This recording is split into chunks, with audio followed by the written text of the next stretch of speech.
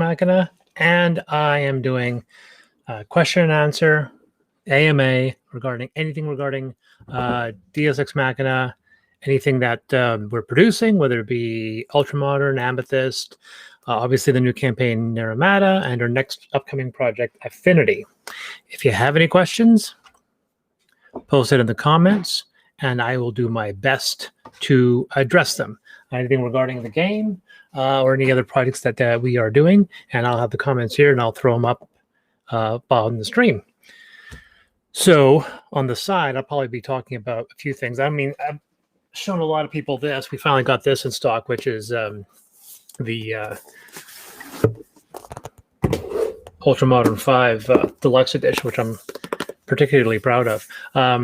This was done by Togo, and we will probably be most likely dealing with them in the future for our next project and for future projects as well. I definitely like the look and the gloss of this book. You can see that there. It's really, really quite nice. And I think the matte finish is also a particularly good idea as well.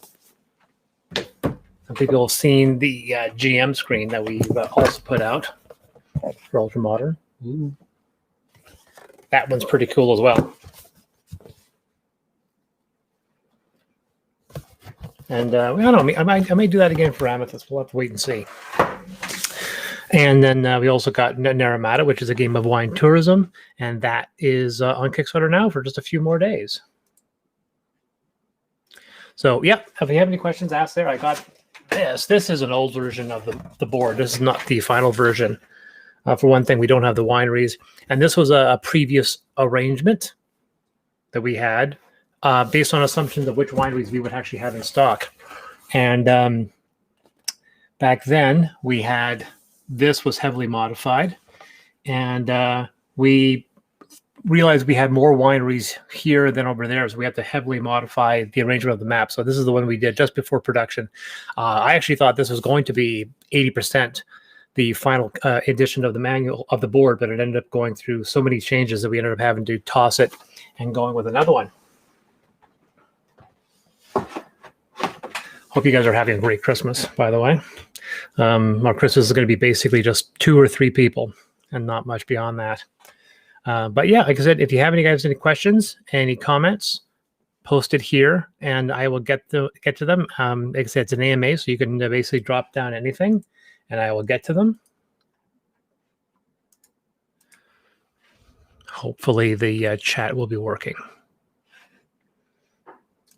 Let's see, what could I have here? I know one person was asking about future expansions for Naramata, and somebody was asking about certain regions, certain valleys and other regions. And the way the game is made, we usually need about 20 to 25 wineries in a region for us to focus it for the game. Naramata had about 35, 40, so that was a good location. Originally, as some people know, we were originally going to do the entire Okanagan and start the game from Osoyoos, go all the way up to Kelowna, and it was a bit more like Tokaido in the fact that there were stopway points along the board. In Tokaido, you have those. In the current version of Naramata, you don't. But you would have a stop point just north of Oliver at Okanagan Falls. You'd have another one in Penticton, another one in Kelowna, and so forth. And then we decided to move the game entirely to Naramata, and so we didn't have to do that anymore. I think Osoyoos would be a foregone conclusion. The map would be significantly different. We would probably remove cheese and replace them with... I guess would probably be fruit, just because Osoyoos is very fruit dominant down there as well. A lot of orchids down there, so we probably would replace that. The arrangement of the map would be very different.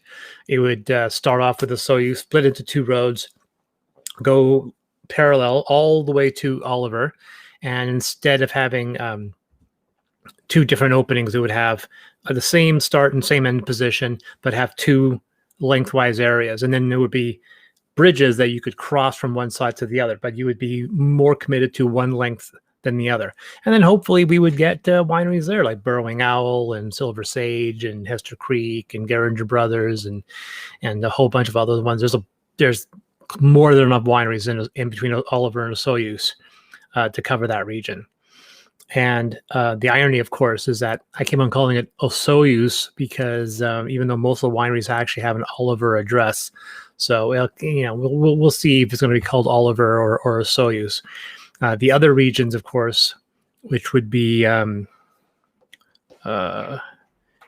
Falls, that one would be interesting because you have basically an arrangement that's shaped like an H, and shaped like an H.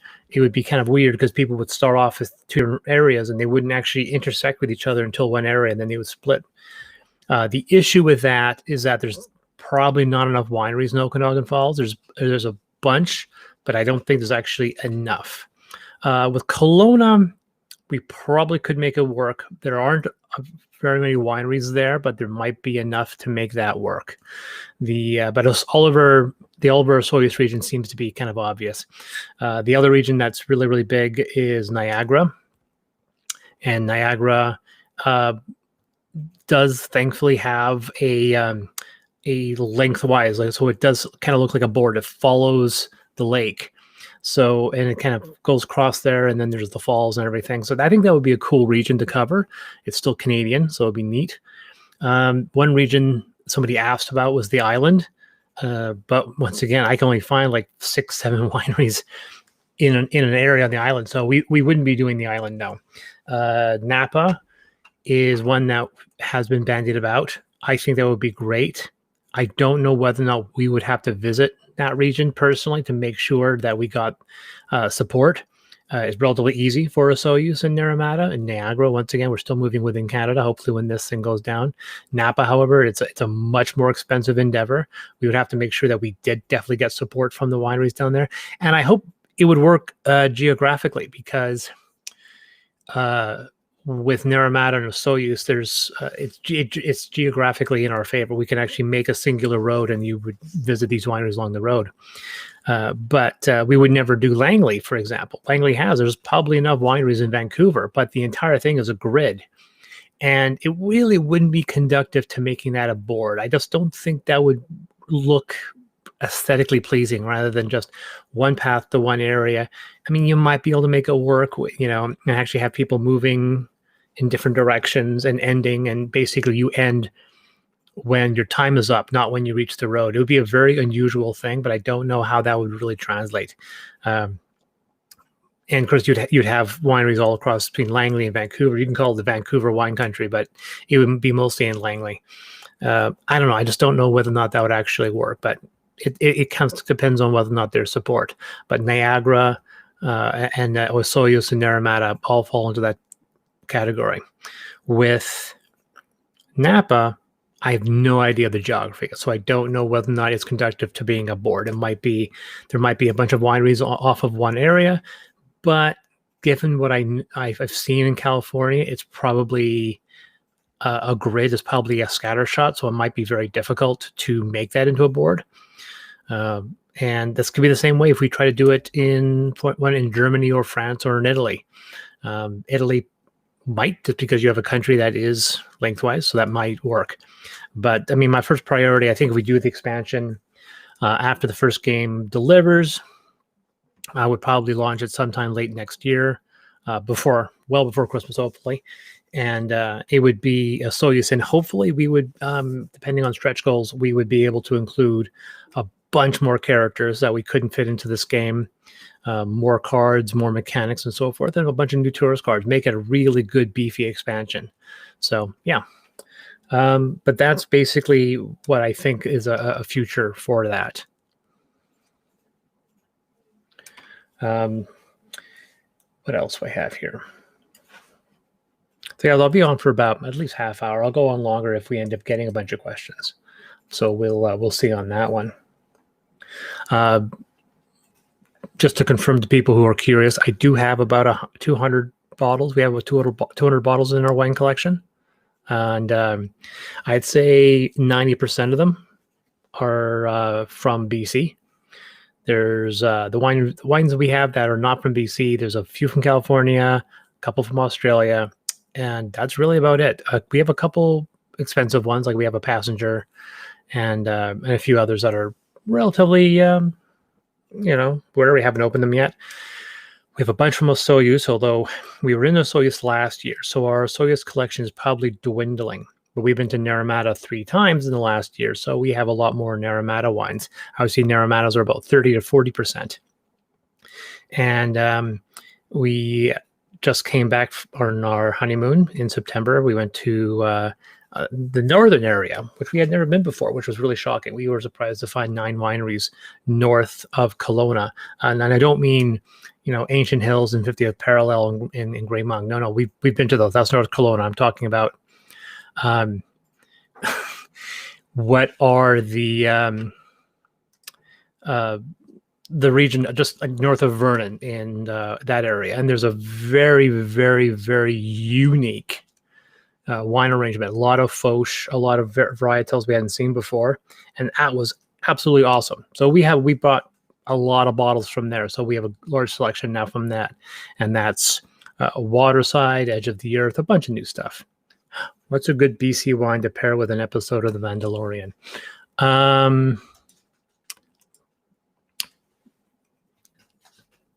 Well, let's see here. Well, it kind of depends on what you're, of course, eating with The Mandalorian. I would imagine, I don't know, I always figured that Mandalorian would have been more of a hard alcohol thing, right? But let's see. I would imagine I would drink a white wine with Mandalorian, and my guess would put it at. I would go with a sweeter wine. If it's a BC wine, I would go with a Rollingdale or a Silver Sage, a patio pounder, because we're not assuming I'm eating anything. So I would go with a nice patio pounder white, a Pinot Gris, or a nice Riesling. And I'm a sweeter wine person, so I'm more skewed to that. I know when I watched Mandalorian on Friday, the season finale, which was amazing. I won't go into spoilers. That what did I drink? I drank a smooth Foch. I drank a Foch. I drank an Edge of the Earth Foch because we had that open because I had a pasta. So that's what I ended up having with Mandalorian. It was a nice red in that situation. So yeah, I have a lot of bottles. As for board games, the irony, of course, is that my wife and I, when we were first going out, we got into board games.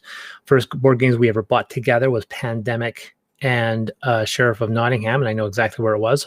A local game store was not closing; they were shifting location, and they were clearing off their stock. So we moved in and bought a couple board games. Now it was our first obsession, and then we expanded. We went to the Calgary Comic-Con, came back with 6-7 more games. And then that summer, I was on a book tour selling Ultramodern 5, the first Ultramodern 5, to game stores in Vancouver. And we ended up buying about maybe 16, 17 more games. I think we bought as many board games as we sold Ultramodern. So we came back with the same amount of mass. All of our game boxes were gone, and then we had bought a bunch of boxes of board games instead. And that's when we got relatively big games. I mean, we got Scythe and a whole bunch of others as well. But it was when we discovered these online discount wholesalers kind of thing. Board Game Bliss, great board games, 401 games.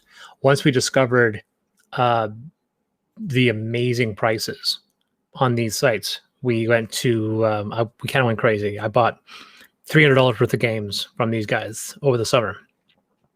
And then when they had their Black Friday and Boxing Day sales, we bought a whole bunch more. So I would say a good 60-70% of our board game purchases came out of these discounted sales. And now, of course, thankfully, with a shout out to Meeples and I keep on wanting to call them Meeples and Mystics, but they're Meeples and Milkshakes. And they do that same economy model. So I really appreciate it. So I bought a bunch of stuff from them this year. I didn't actually buy anything from Board Game Bliss or Great Board Games on Black Friday. I actually went through Meeples and Milkshakes. I've been there. I love it. If we had places like, if I was living in Penticton, I would go to Meeple's. I would buy exclusively from them. I wouldn't buy anywhere else, and I would probably visit them. Even, of course, at this time of COVID, it'd be very difficult. But once things get back to normal, I would probably visit them at least once every week or once every 2 weeks. I may not play a game there, but I would definitely buy my board games and definitely support them. The food is actually really good. That helps. Gotta have good food.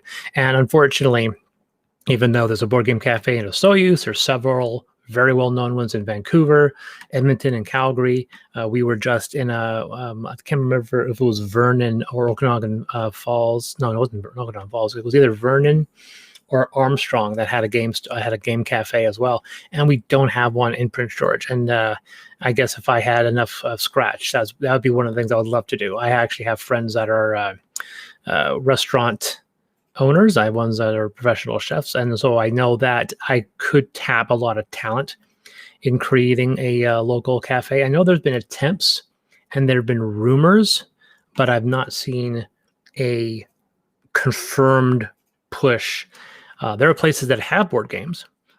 Trench, I think, is a local place that has played with board games, and other places that have board game nights, but an actual dedicated nerd bar or nerd pub, I think, would be something I would love to do, but we don't have that in town. So my collection, I'd say only 5 or 10% of them are for Kickstarter.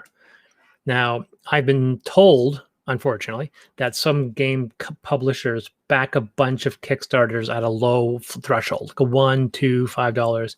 They do this to get their numbers up. So when you go to a publisher that's developing a board game and you see that they have backed 65, 75, 100 products, you go, oh, these guys are part of the community, they support, but you don't really know that they're actually only backing these guys for about $1 or $2. I don't, all the games I've backed for full retail. I've not done a token back. I just backed Levitation Masters of Magic, which just funded. Thankfully, they were just on the wire, so they got it. I backed Seven Citadel early this year, Dinosaur World, Terraforming Big Box. Another local BC friend of mine, Jonathan Thwaites with Games. His campaign Stars of Akarios. I backed them, and I definitely the reason why I backed Stars of Akarios is also the reason why I didn't back ISS Vanguard. I know there's been a lot of buzz and a lot of love for ISS Vanguard. I did not back it. I won't be backing it. And the reason why is that, it's not too expensive. I think it's about $150 Canadian, and I've paid that much or more for board games.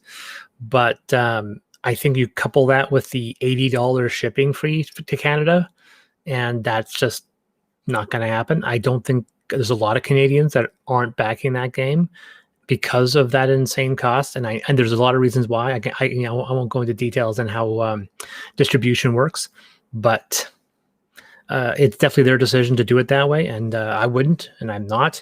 I know there are certain areas. It depends. If you're distributing from Europe, Canada's an expensive place to ship to. If you're in Canada or the US and you're shipping, Australia becomes or the rest of Asia. If you're trying to ship to Vietnam, that can get really, really expensive. But to kind of throw Canada under the bus with these incredibly high shipping costs is kind of really, it's your choice. But that's the reason why I'm not backing that. Let's see what else I backed this year. Who Goes There? Second edition for the upgrade pack. There's a review I did on Dice Tower regarding Who Goes There and the Thing. I backed Dice Tower because I backed the Dice Tower. D-Space D6, that was last year. Septerra 2, I backed Northern FanCon, as always. Trial by Trolley, I backed Madara, but that was one I backed with only $1, so I won't be getting Madara. Kingdom Rush should be arriving quite soon. I think the delivery is supposed to be tomorrow or Tuesday, so I'm looking forward to seeing that. And that's going to get wrapped, put under the tree, so she doesn't know about it. Let's see, what other ones have I backed? Ocean Crisis. That was okay. Tainted Grail, which we haven't played yet. Atlantis Rising, which I love. Tidal Blades, we just got 2 weeks ago. No Escape, which is another one for Games. Morn Quest, The Faceless, Hellboy. Those are all pretty good. Dreamscape, Mystery of the Temples, City of Gears, Pandorum, which I also did a review on, Planet Apocalypse, which is another big box game. I didn't back the sequel. I would have under normal circumstances, but finances it's just been really tight in this COVID economy. So normally I would have done that. I didn't back the Nemesis sequel either. Hi kids, hello to you, whoever you are.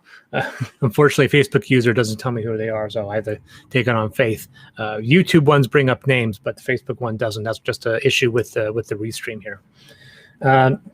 Let's see, back stuff.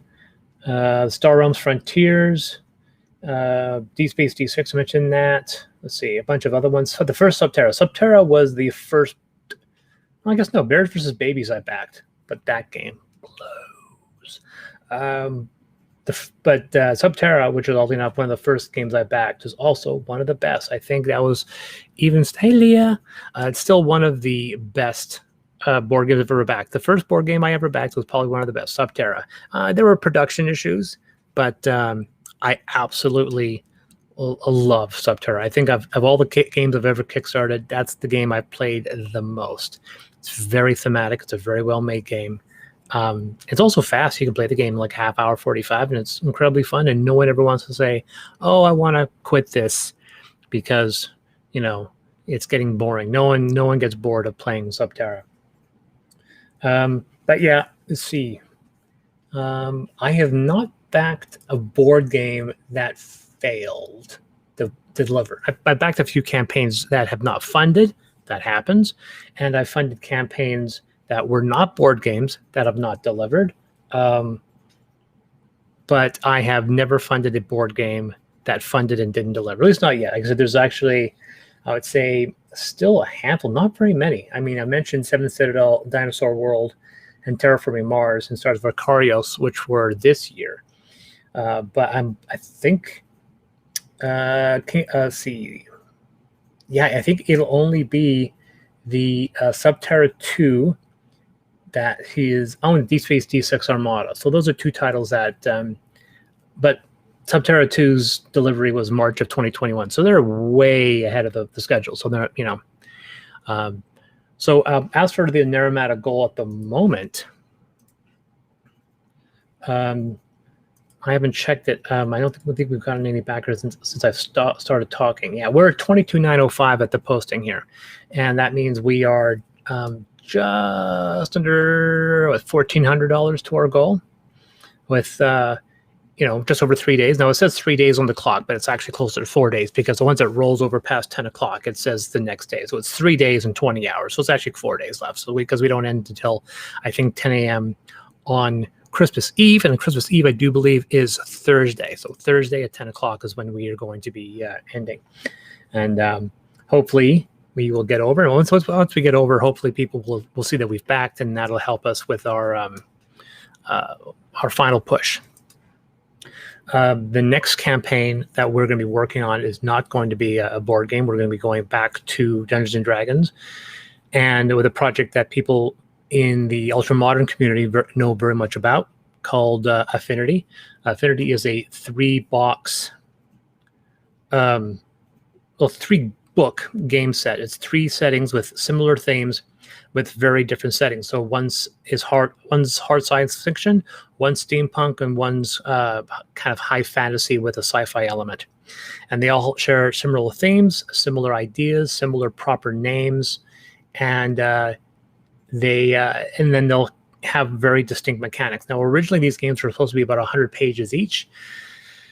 They didn't end up being that way. Now they're about 200 plus pages each.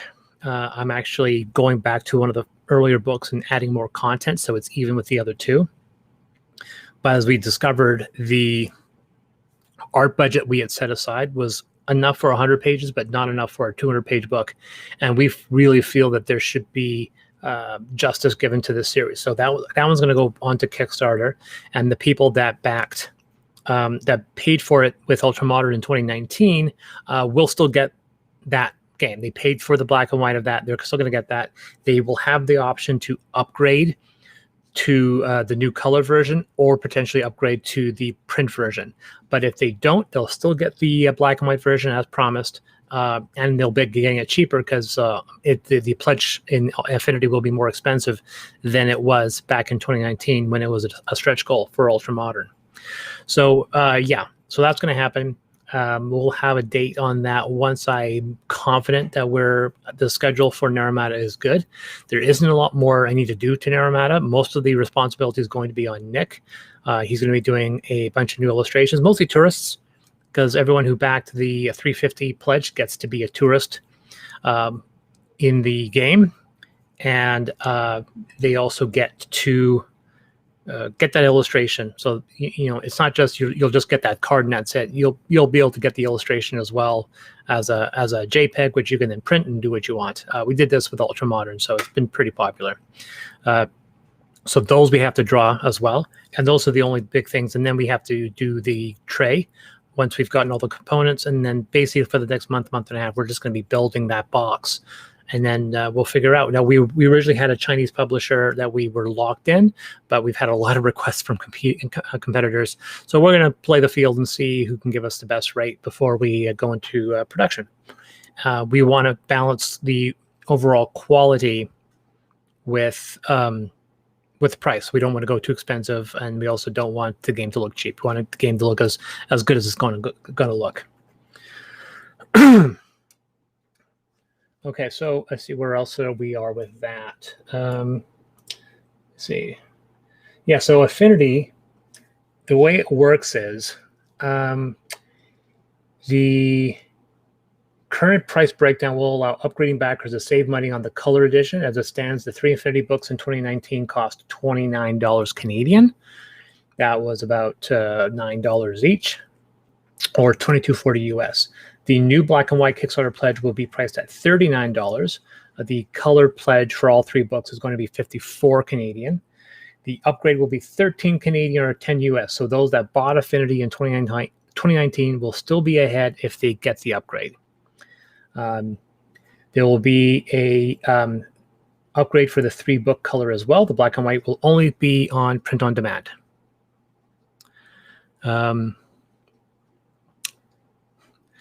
And let's see here. The big pledge will be for the color 3 books, as they may include all the cool things we put into the UM5 Deluxe book as well. So we may actually have a 3 book slipcase for Affinity, which would be really, really cool. It's going to be hard to match the quality of those prototype boards. I'm not sure exactly what that means. Like the prototype, I mean the game board of Naramata, or the player boards, because the player boards weren't very high quality. So it's definitely going to look a lot better than the prototype. That's for sure. The prototypes are supposed to look like prototypes, so they're never terribly good. Although I mean, this is obviously pretty high quality, but that's an exception. It was also, that board also cost more than 2 or 3 games combined. Somebody asked a question on Discord. Oh, wait. Yeah, thankfully I did say that these boards are very, very high quality. I was very, very happy with the way these turned out. This was the first one. This is the one that we took to Naramata to show them.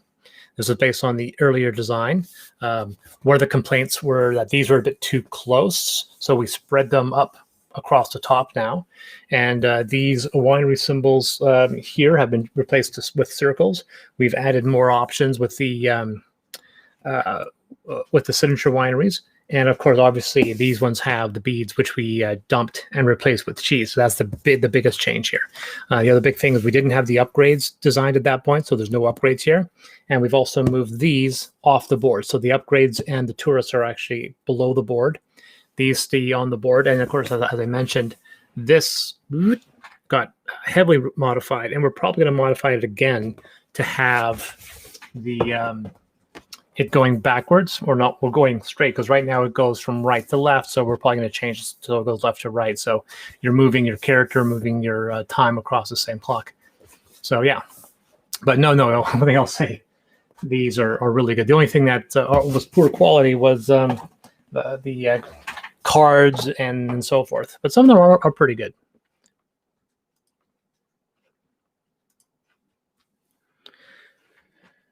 Let's see what else we have that's either board game or role-playing game related. On a side topic, somebody was mentioning why, with my Dungeons and Dragons, why I use the term free action. In 5th edition D&D, there's no term as free action. Now, people who know 4th edition D&D, 4th edition D&D everything was very much defined.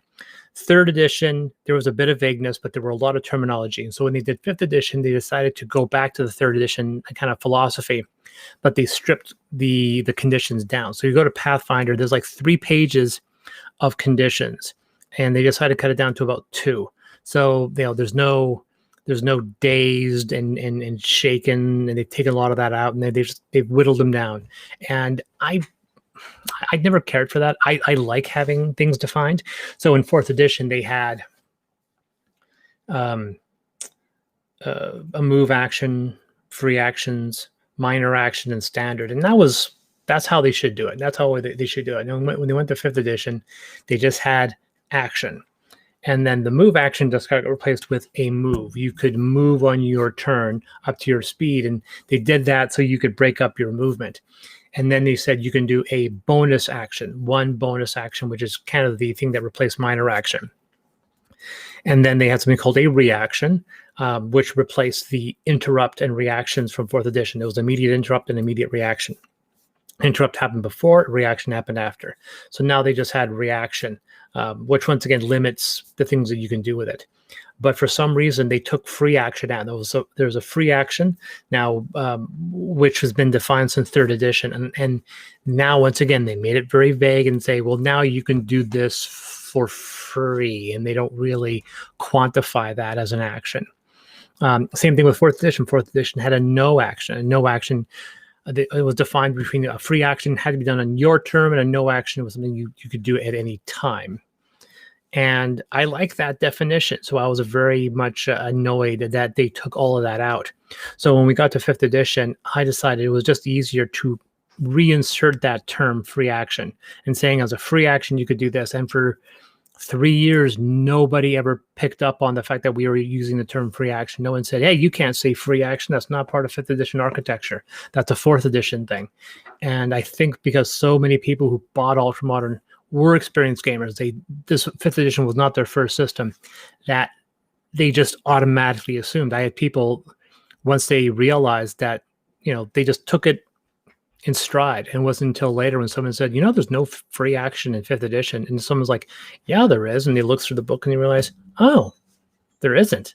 There's no 5th edition free action. So it was kind of assumed that it would exist. And that's what I did. I reintroduced free actions, and the rest is history. I probably will add a definition in the next errata and with affinity, but I don't plan on taking it out. I'm not going to replace the term free action with you can do this for free on your term. Free action is just easier. After affinity does well, we'll be doing another Amethyst Kickstarter sometime. We'll see. Once again, it'll depend on what happens with Naramata. If it does well and we decide we want to do a Soyuz expansion, that would probably be something we'll do. I still really want to do an Amethyst one, but an Amethyst one would be a much larger project because unlike Affinity, which is entirely written, and a Soyuz expansion, which wouldn't have too much additional work, because obviously we did all the preamble and stuff with Naramata. Amethyst would be a lot of work, because usually writing an Amethyst book is a lot of writing, because those games books are about 300 to 400 pages. Amethyst Factions was 400 plus pages. So yeah.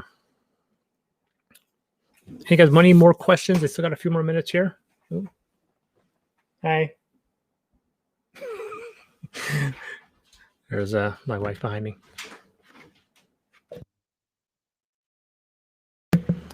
I got some company here. But that was everything I had on my docket listed here, was talking about affinity, talking about that. We're going to do another live stream game, probably with the same people. We'll see if we can get some more people. I still like to do a full 4-player game. We've done last week's was a 3-player that went with 4 days. That's kind of the standard. Like if you're doing a 2-player game, you use a phantom player. If you're doing a solitaire game, you're using 2 phantoms. I don't make it mandatory. I don't like forcing people in how to play their game. And I know some people really dislike phantoms, but there was really no way of doing it. We had another option that instead of using a phantom, you would have a deck of cards and you would draw that deck and you would simply put lock tokens on those wineries. That was a stretch goal, which we're probably not going to reach. So we'll see about maybe including that with the Soyuz expansion. But that was our solution, to have a phantom player, and that would just lock out areas on the map as you moved across. So a 3-player game and a 2-player game are very, very similar. And on a 4-day game, it gets a little tight as there's so many wineries that have been locked out, and you're trying to find ways to satisfy your people. But it turns out when we played a 4-day 3-player game, it ended up working quite well. The big challenge is going to be when you're doing a 4-player game. 4-player game, obviously, there's going to be a lot more areas locked out, so you have to be very, very skillful in finding ways of removing tokens or finding ways to ignore tokens, or using those signature winery bottles to do things on a lower, to do more actions in a shorter time. And the real challenge is going to be people who do a 4-day 4-player game, because that's going to be really tight. I really wonder how people are going to say. Yeah, that's the idea. Now, oddly enough, I haven't played enough of a lot of the 4-day 4-player games. So most of it's been either with 3 with 4 or 4 with 3 or whatever. And I've done it once, and it definitely is. It's a very, very, very tight experience. It is possible, but Naramata is definitely the one game where it is vital that you know ahead of time. It's one of those situations where if you teach Naramata, you can use stuff like Takedo as an example. But if you're showing Naramata to somebody and you're showing them how to play the game, unless you just want to destroy them, you really need to tell them the ways to strategize for late in the game. Because in situations where, if you're playing a 3-day game, a 2-day game, you don't have to worry about this. In a 3-player game, if you are playing the game and you don't invest in the late game, like you don't get wine bottles, you don't get upgrades, when you get to the last day, you're going to get just steamrolled. The players that invested early are going to rocket past you. On a 3-player game, yes, absolutely. On a 4-day game, when we played the 4-day game last week on the live stream, you could see I was last placed on day 1. And day 2, I was in second place. Day 3, I was first. And day 4, I had rocketed. And the player who was first place on day 1 was the last place on day 4. But so that's definitely a way to go. And now we're not telling people you should say, this is how you should play. I think that there's 2 ways to really do it. You either save up and buy upgrades, or get bottles, or have a combination of both of those. There's still tons of different strategy regarding the upgrades you pick up. So if you pick up upgrades that allow you to play and get and draw more tourist cards, then that's your strategy. If you're getting ones for more cheese, that's your strategy. So it depends on the upgrades you get. But there's still no way around the fact that if you're doing a 2-player game, you can just go it and then see where the chips fall, or you can go with upgrades on day 3 or day 4, which I absolutely recommend. I think I'm not saying that's how you play, but we even say it in the manual, like if you really, really want to do well on a 3 or 4-day game, you want to get those upgrades.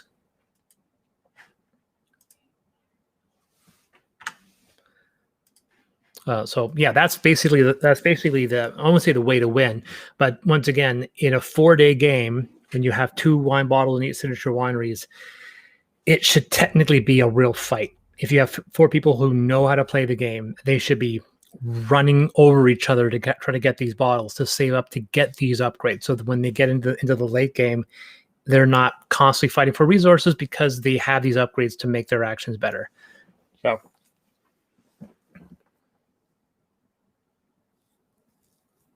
got about 15 minutes more. And like I said, unless we have a lot of questions, I'll close it off at 1 o'clock. So if people have any questions around Naramata, so I've been asked what my favorite wineries are, and some people are like try to be diplomatic and say, I'm not going to play favorites. I like them all. I'm like, no. There are wineries I like. I won't say which wineries I don't like. There are very few wineries I don't like. I will say when it comes to policies, I generally have issues with biodynamic endorsements. The idea of endorsing this kind of pseudoscientific approach to winemaking, burying bones at the end, grabbing, harvesting grapes depending on the lunar cycle. I prefer science. I'm a science-minded person, so that's what I endorse. So if you ever wonder which wineries I have issues with, you can usually take that as a guide. Thankfully, very few wineries do follow that idea. I absolutely adore certain wineries, and purely based off of sometimes the personality of the winemaker. Sometimes I like a winery based off of the building and the people. The wine is a bonus, and sometimes it is the wine. I will say that my wife and I have very different tastes. My best man and I have different tastes. So people should never take my opinion as gospel of which wineries are good in BC. When we went on our first big wine trip, our first wine trip period was going to Quails Gate and Mission Hill, and I like those. Our first big wine trip was in, I want to say 2014. That's when we hit up 60 wineries in a week, and then 16 wineries in a day. That 16 wineries in a day actually happened in the next year, in 2015, with my friends. And then we hit up 16 wineries. Now, it should be noted we didn't hit up 16 wineries and did 16 tastings. That's stupid. Some of these wineries went in, took some photos, and left. So we didn't. And sometimes it was only half of us went in and the other half stayed outside. So it's not entirely like 16 tastings, because that would be kind of insane. But we did do 60 wineries in 8 days, and those were 60 full tastings on our first trip. And, Soyuz, we definitely had favorites. I mean, Desert Hills was really, really good. I'm a big fan of Silver Sage. Still am a big fan of Silver Sage. And let's see. Trying to see what Nicole's favorite. I think she probably like Desert Hills in that area. When we go to Okanagan Falls, I'm a big fan of ones like Blasted Church is around the Okanagan Falls. Painted Rock is in that area. That one's not bad. Nicole absolutely adores Crazy Legs. That's her all-time favorite winery. So I really like Nighthawk, but I think in that region, I guess would have to be Blasted Church. In Kelowna, that's tough. There was a fantastic 2017 Pinot Gris estate by Rollingdale. I bought a whole case of those. So I would say that was probably the single best bottle of wine that I had in that region, but I really like a bunch of others. I love the wineries like Camelot is really, really good. North, the ones like Grey Monk and so forth. I think in that region, Nicole's favorite is going to be Ancient Hill is her favorite in the Kelowna region. I would probably say Rollingdale would be my favorite in Kelowna. Mission Hill is you have to set it apart. It's just too big and powerful. Let's read this here. I used to live in Penticton, and my brother would have to drive out to Naramata General Store to drop off the stacks of the weekend edition of the Province and the Vancouver Sun. We also rode it on our motorcycles this summer when I went down in July. That's awesome. We were in Naramata in August selling the game, and then we were back there just after the wedding. We came back. I came back from the honeymoon, and then we went out immediately afterward to go back to Naramata and do all the recordings that you guys have been saying. We've still got a few more to go. I can't remember which one. I think Westburt still has to go up, but we have almost all the Signature Wineries video portfolios that are up. So in the north area, which is Okanagan, I want to say Okanagan Falls, but it's not, but it's Armstrong and Shuswap Lake region. I think my favorite winery there is Edge of the Earth. I love wineries where you're going to some dude's house and you're talking to the winemaker himself, and he kind of sits you down, or metaphorically sits you down. You sit through the bottles and you go through the bottles. I love doing that. That's why I love, that kind of intimate experience. Going to Naramata, which is going to be me trying to dodge this politically, is my favorite wineries. What would be Nicole's favorite winery in Naramata?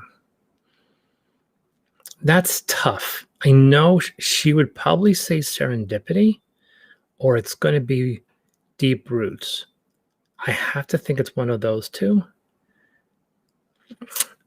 There's a reason why signature wineries have so much attention, that we actually have a lot of love for them. And I am trying to think what Nicole's would be. Of course, she's not there, so I can't really ask her. Mine, I gotta say, for the longest time, my favorite winery was D'Angelo. And that was purely personal. We would do our wine tour. And our first wine tour, it was like 5:30. Technically, the wineries are closed. And we drove, and we saw this place called D'Angelo, and we stopped in, and they were, they should have been closed. And we walked in, and there was this older fellow working in the fields. So we drove in, and we thought, if the door's locked, then we won't bother. And we went in, and then the guy from the fields got up and followed us in, unlocked, got the door open, and did our wine tasting. And this was Sal D'Angelo, and I just absolutely adored his selling technique, his passion, and his obvious intelligence regarding winemaking. And I bought a bunch of bottles. And then the funny thing was is that the following year in May, when I went down with my soon-to-be best man and his wife, Bo and Jen, we did the same thing. It was the one we hit 16 wineries in a day. And once again, like sometimes we didn't always hit the winery. We went to Kettle Valley. Two people stayed outside to take photos, and me and Bo went inside for the tasting. But it was now almost approaching 6 o'clock. And I said, okay, I know we're done, but let's go to D'Angelo. Let's see if he's open. So we drive into D'Angelo, being just ignorant tourists, once again, showing up after the day saying, okay, we'll see if they're open. And once again, Sal is out there trimming, his stock. And we stop in, and he sees us driving in, gets up and follows us in, opens the door, lets us in, and gives us another personal tour. And so it was hard for me to not just buy more wine. And so that's the experience that I absolutely adore. And I know if you ask Bo and Jim what their favorite winery is, they'd probably say Makojo, because they visited Makojo that year and they absolutely adored Makojo. But for me, I really love that intimate, talking to people. And that's one of the things I enjoy. We get these fantastic moments and these memories. And these memories aren't, this wine tasted good. One of the things that people sometimes don't really understand, like, oh, you're posh, it's elitism, and for me, it's not. It's not about going there and drinking wine. It's going there and finding people. The same reason I go to a winery, it's the same reason why I go to a farmer's market. If you go to a farmer's market, you're talking to the people who are making the food, and I would spend a week. In fact, when we went to our honeymoon, we visited probably as many farmers markets in that area than we did go to wineries. There were about 8-9 wineries we went to. We went to probably half a dozen, if not more, farmers markets. And I absolutely love them, because you're dealing with people that are personally invested in what they're creating. And so for us, that's the one thing I love. So like I said, we love Serendipity, this beautiful winery, these massive 25-foot tall doors. But there's a part of me that remembers going to Serendipity in 2014 and going in their house, because the tasting room hadn't opened yet. And Nicole and I are in their living room, and we're getting a tasting right then and there. And you look at that and go, I remember that. I remember that more fondly than before, and so the smaller wineries that we visited are ones that I think about. We went to Daydreamer. Daydreamer was also a very small winery, and I really, really loved that. If you check out their websites, you check out these winery websites, they generally will endorse and talk about these family-run operations, and those are the wineries I generally love. There's something when you go to a big winery, a big company winery, their entire system is very well defined, and there's a wonderful quality control. I mean, there have been situations where I bought bottles and they've been inconsistent, depending on the year and the varietal. But the thing about when you get to a family one winery is that sometimes that inconsistency is kind of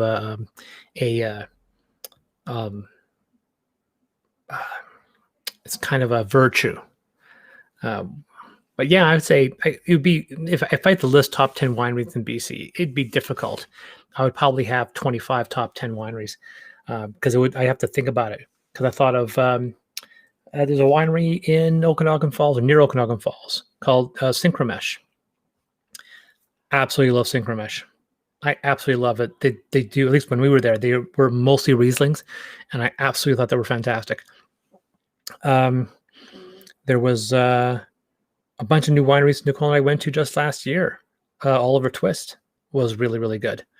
And the wineries are opening and closing all the time. We have a bottle from a winery called Perseus, and Perseus is in Naramata. When I designed the map, I had assumed that Perseus existed, but by the time we went there, we found out Perseus was closed and up for sale. So you never can predict these things. And in fact, by the time that Naramata the game gets published next year, there will be 3 new wineries that have opened up that I'm tracking. I reached out to them, but some of them were just too busy to get back to me. But they will probably have 2 or 3 new wineries by the time this game comes out. So things are constantly in flux. And this year is when I first discovered the distilleries that I had never been to before. Right, going to Legend Distillery. Of course, not Maple Leaf. Maple Leaf, we went there first year. Maple Leaf was first year. We went to Maple Leaf in 2014, and we still had Maple Leaf liqueur up until recently. Same thing with Lang. Lang was first year for us as well, and but we didn't get to Legend for the first time until just September. First time we went to Legend, and I really, really, really loved it. There's a couple cideries, Petite. Oh, I'm trying to remember the name, Petite something. It's French, so Nicole knows that one. And they're new, and relatively new. But I love cider. I'm more so than some of the other people. But once again, I like the sweet varietal. So those people are just like, I don't like this wine because it's too sweet. And I'm like, yeah, that's what I like. Reds have their place, but if I'm going to sit down with a glass of wine, it can't be this mouth-puckeringly sour, dry red. I need something with a bit of sweetness. Or if I have some chocolate, then I have some red, and so I have something going with it. So, outside of BC, and let's see here,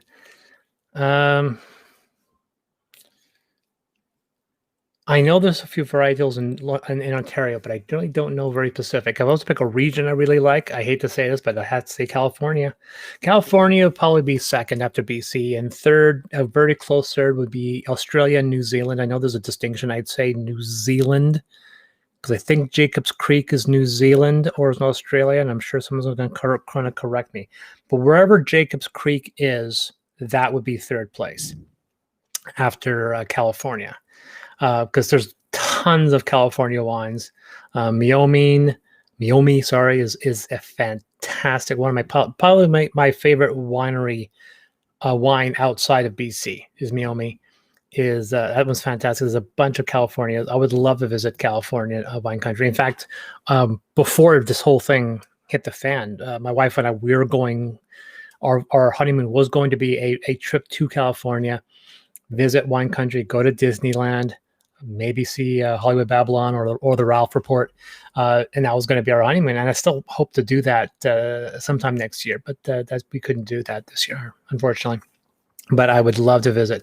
Now, unfortunately, for those people who are watching this that are from outside of BC who haven't done wine country, they're assuming like, oh, I can't. I'd love to do a wine tour, but they're too expensive. They're not really that expensive. A lot of wineries, their wine tastings, if they're not free, they're $5 to $10. So this idea of these wine tastings that are like $70 for an hour, that's a very much American thing. There's only a couple, maybe 1 or 2 wineries in all of Canada that insist on just doing tours and charging you that much.